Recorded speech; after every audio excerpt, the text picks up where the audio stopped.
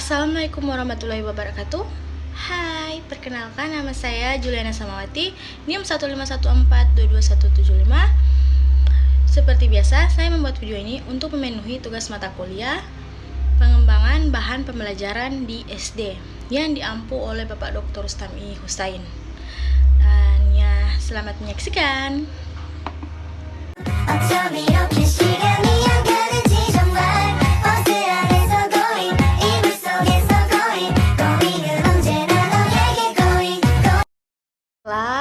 Langsung saja ke pemahaman yang pertama, yaitu pengertian bahan pembelajaran cetak.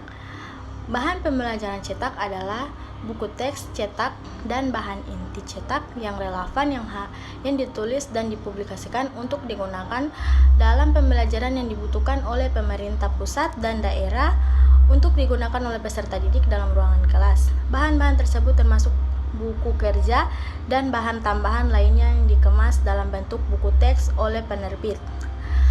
Pengembangan bahan cetak adalah cara untuk memproduksi atau menyampaikan bahan seperti buku dan bahan-bahan visual yang statis, terutama melalui proses pencetakan mekanis atau fotografis. Dalam definisi di atas, pengembangan bahan cetak dipandang sebagai cara menghasilkan dan menyajikan bahan-bahan cetak dalam bentuk teks dan visual. Berdasarkan beberapa definisi di atas, maka yang dimaksud dengan bahan cetak dalam bidang pendidikan adalah semua bentuk cetakan seperti buku teks, modul, lembar kerja, artikel, jurnal, lembar lepas atau handout, surat kabar, majalah, dan berbagai bentuk cetakan lainnya yang digunakan untuk kebutuhan pembelajaran. Bahan cetak merupakan media yang dapat berfungsi untuk menjadi perantara dari sumber informasi, guru, dosen, instruktur, kepada penerima informasi yaitu peserta didik. Bahan ajar cetak dapat diartikan sebagai perangkat bahan yang memuat materi atau isi pelajaran untuk mencapai tujuan pembelajaran yang dituangkan dengan menggunakan teknologi cetak.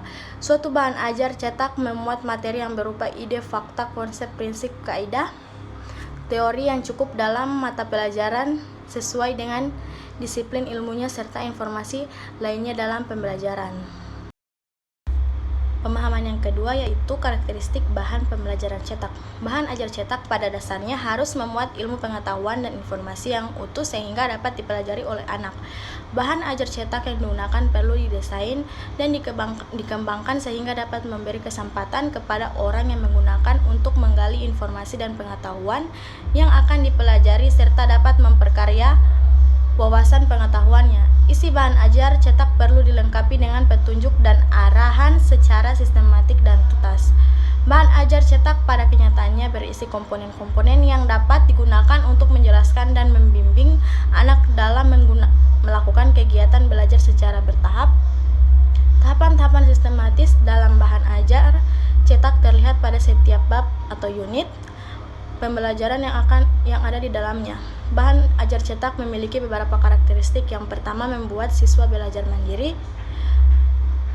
Maksudnya bahan ajar cetak harus dapat menjelaskan kepada siswa jelas tentang pembelajaran baik yang dilakukan secara mandiri ataupun melalui bimbingan guru. Untuk menciptakan proses pembelajaran yang baik, maka bukan hanya saja siswa menguasai materi yang sudah disampaikan, namun siswa juga dapat termotivasi untuk belajar secara mandiri karena dengan belajar mandiri, sumber daya manusia pada masa yang akan datang meningkatkan kualitas diri dan dengan adanya bahan ajar cetak dapat mengakomodasinya. Yang kedua yaitu bahan ajar cetak bersifat lengkap. Maksudnya pada saat berproses pembelajaran, bahan ajar cetak yang harus memuat hal-hal yang dibutuhkan diantaranya adalah tujuan pembelajaran, kompetensi, prosedur pembelajaran, materi pembelajaran yang mendukung, materi yang disusun secara sistematis, latihan atau tugas-tugas, soal evaluasi yang disertai dengan kunci jawaban yang harus adanya tindak lanjut dari siswa. Yang ketiga yaitu dapat memberikan siswa.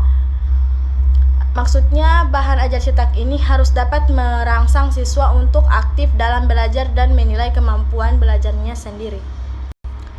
Baiklah, pemahaman yang terakhir yaitu jenis-jenis bahan pembelajaran cetak.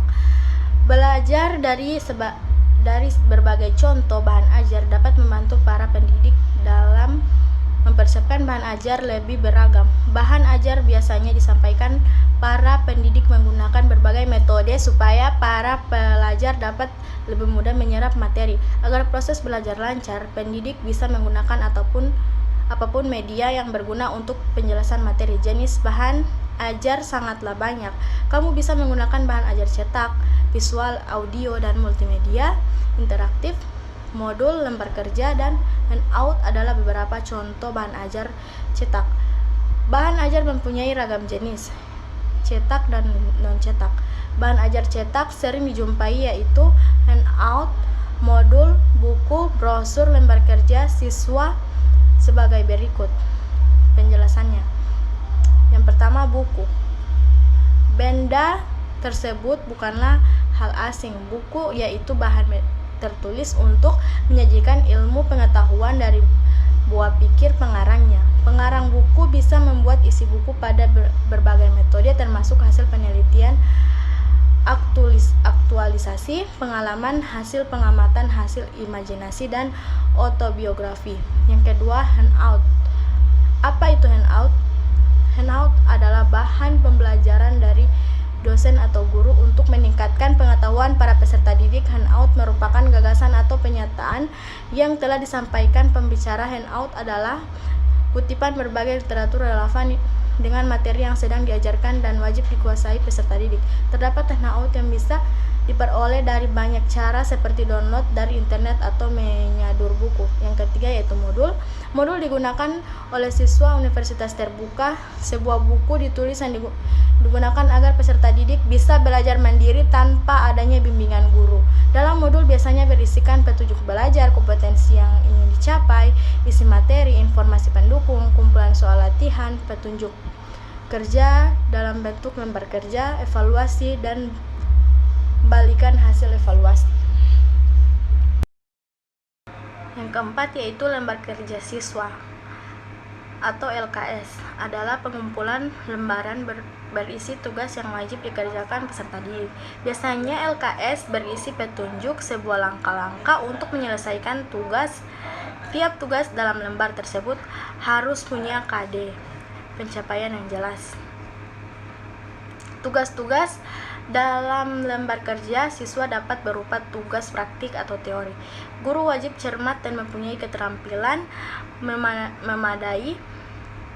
Hal ini karena LKS harus memenuhi kriteria KD yang ingin dicapai. Yang kelima, brosur. Brosur mirip seperti iklan, tapi dalam proses pembelajaran adalah bahan ajar. Fungsi menyediakan bahan informasi tertulis terkait sebuah masalah yang disusun bersistem. Brosur sangat memungkinkan menjadi bahan ajar yang menarik dan praktis karena terkesan unik.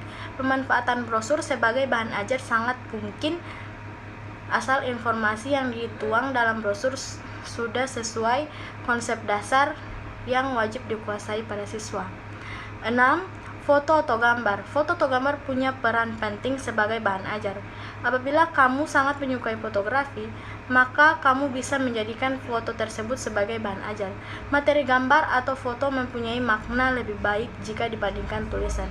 Foto atau gambar adalah bahan ajar yang dibutuhkan satu rancangan baik supaya setelah melihat serangkaian gambar atau foto, siswa bisa melakukan sesuatu untuk menguasai satu atau lebih kompetensi dasar. Baiklah, sekian video dari saya. Lebih dan kurangnya saya mohon maaf.